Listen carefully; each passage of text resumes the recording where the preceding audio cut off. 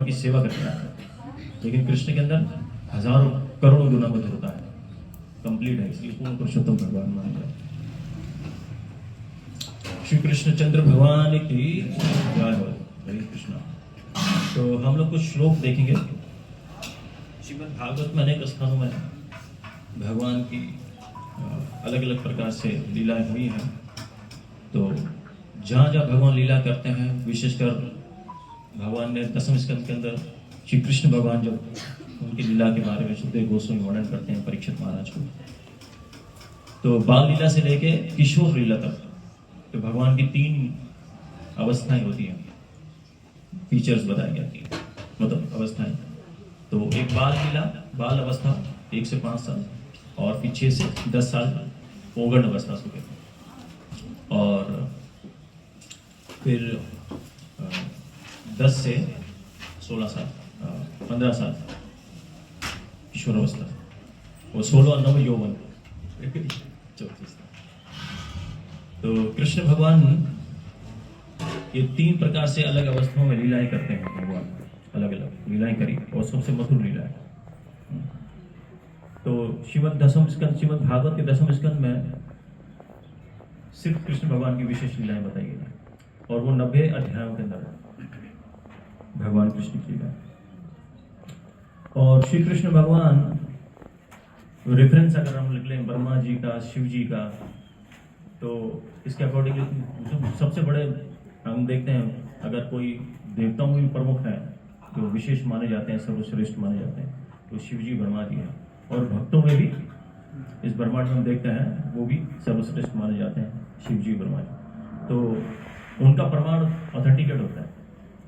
तो उन्होंने ये कंक्लूजन निकाला, सार निकाला कि कृष्ण भगवान जो है वो ही पूर्ण पुरुषोत्तम भगवान है, वो आदि भगवान है, सारे भगवानों के भगवान है, और वो कंप्लीट है और पूर्ण मधुरता से भरे हुए हैं। तो वो भगवान लीलाएं करते हैं अपने भक्तों को आनंद देने के लिए। इति दृक्ष्वा लीलाभिर आनंद कुंडे स्वगोषं निमाजन्तमाख्यापयन्तम् तादीयसि तज्ञेषु भक्तर्जितत्वं पुनः प्रेमतस्तं शतावृत्ति वन्दे। भक्तर्जितात्वं है ना।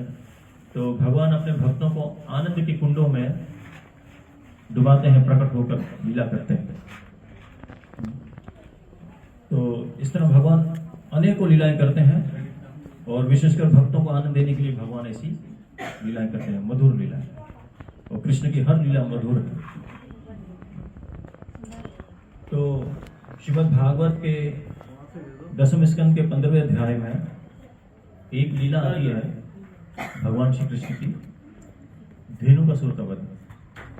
धेनुकासुर जो है वो गधे के रूप में आया था, असुर था, कंस का अनुचर था, और कंस ने भेजा था धेनुकासुर को।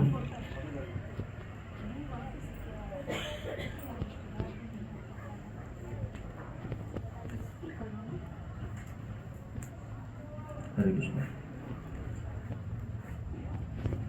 तो कंस का अनुचर था धेनुकासुर। भगवान श्री कृष्ण ने लगभग, हम भागवत में पढ़ते हैं, लगभग 20-21 असुरों को मारा वृंदावन के अंदर।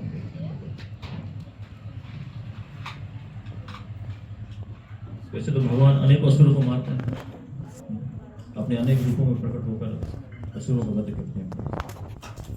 तो इनमें से एक धेनुकासुर था जो बहुत ही खतरनाक असुर था।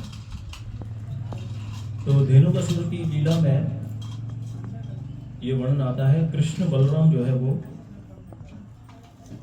वन में गैया चरने के लिए जाए जंगल में। तो वहां पर बलराम जी का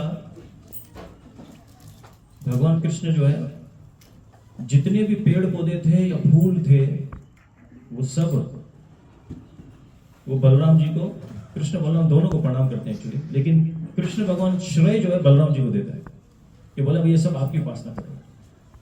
कोई शांत रस में है, कोई सख्य रस में, अलग अलग पशु भी थे, वो सब बलराम जी की उपासना कर रहे हैं। भगवान को श्रेय है। तो ये कुछ श्लोक देखेंगे हम लोग। तो इसमें फूलों की महिमा बताई गई है अलग अलग तरीके से, तो वो हम देखेंगे। तो आज पुष्प अभिषेक भी है।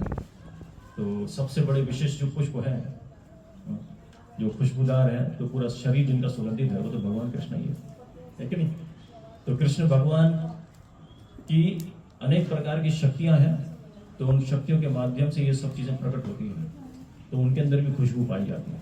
जैसे जल के अंदर जो स्वाद है वो कहाँ से आ रहा है? भगवान से आ रहा है। कोई भगवान अपना ऐश्वर्य को बताते हैं कि जल का स्वाद मैं हूँ।